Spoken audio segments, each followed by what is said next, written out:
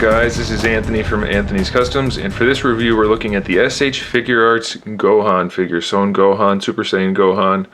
This is the original release. He never got reviewed by me but yet, so I figured I would do it. I've had a couple people asking about it, so here he is. He was in the comparative review, but I never got around to doing him individually. So anyway, here he is. He stands to the top of his spiky hair, about 5.5 inches. He's in scale with all of the other Figuarts figures. This is the Super Saiyan 2. This is the Super Saiyan 1 hair. Those are interchangeable. He has 6 different faces. So he has that one there, kind of just a standard grimace, his smiley face. And then we have a smirking grimace, or just a smirk, I guess. We have the yelling face. Come on, focus. And then we have a grimace with the eyes off to the side, and a gritted teeth showing face. So we have 6 faces in total, a total of 6 hands as well. We have fists on either side. Then we also have the open palm, and 2 of these semi-open hands. So pretty good batch of interchangeable body parts. He also has his Piccolo cape. Let me zoom out a little bit. He also has the Piccolo cape, which is shaded nicely. And all you do for that is you just pop the head off carefully. And you can set the cape down over the shoulders and pop the head back on. And it works pretty well. It's actually better than Piccolo's, I think. I like the way it fits on Gohan, much better, and it's a nice display piece. So especially if you got the SDCC one, you could probably display one with the cape and one without the cape, and that would be a good idea. Let's talk about articulation. So in the neck we have a ball hinge. It swivels around in the neck, then it has the hinge, and then it swivels around in the head as well. The neck itself is on a ball peg. The shoulders are on floating, that's not really floating, it's like a ball peg connected to a ball hinge. So it moves around inside the chest. Then you have the ball hinge on top of that.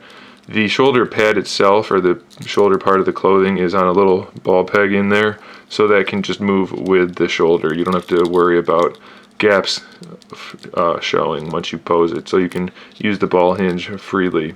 Then you have a bicep swivel, a hinge in the elbow, and then the wrist is the same type of joint as the neck, so it swivels on both ends and is hinged. We have a double ball peg for the abdomen, and that's hidden by the belt. The belt is a floating piece, and so you can separate it to give them a little more range of motion. Of course, you're going to end up getting gaps if you do that, though, so you can leave that down, and it's not quite as posable, but it's definitely good enough, I think. Then the hips are on a ball peg that's hinged, so you have the hinge in there that allows the leg to drop down, so you can get a better range of motion out of it. And then it goes back up like that to look better. So there's a ball peg in the hip, and then the thigh itself swivels around that. So pretty good range of motion. Well, it's a double jointed knee, but it works kind of like a single joint, and it's kind of ugly. It's one of the earlier ones, and they didn't do the best job with it, but it does have a good range of motion. Then you have a ball peg for the ankle, and a toe pivot, or a toe hinge. So pretty good range of motion on this little guy, pretty good set of articulation. As far as the paint goes, it's pretty good. This guy's a little bit faded. I bought him used. I don't know if somebody tried to put a wash in there or not. It looks like they did. Maybe it came like that. I don't remember offhand. I gotta check on that, because I don't want it to be not ideal. So I have to look into that. Anyway, the paint job is pretty good on this guy. Really nothing to complain about. Lots of nice little details, like in the wrinkles in the shoes or in the face. The little eye wrinkles and things. Really good job. And then the face is just interchange. You pop off the front of the hair, you pop the face off and put the hair back on. It's the same for either head. So let's go. There we go. So it's pretty easy to do that, and it's nice to have interchangeability. It's definitely one of my favorite Figuarts figures, the Gohan. It's pretty much spot on based on either the manga or the cartoon, the anime. Depending on which version you get, of course. This one is the lighter colors. You can get the SDCC for the darker colors. But they're both awesome figures, so I do recommend them. definitely won't be disappointed with them, even if you spend a lot of money. They're really, really great figures. So there it is, guys. Thanks for watching. Stay tuned for more figure reviews, custom figures, and other good stuff.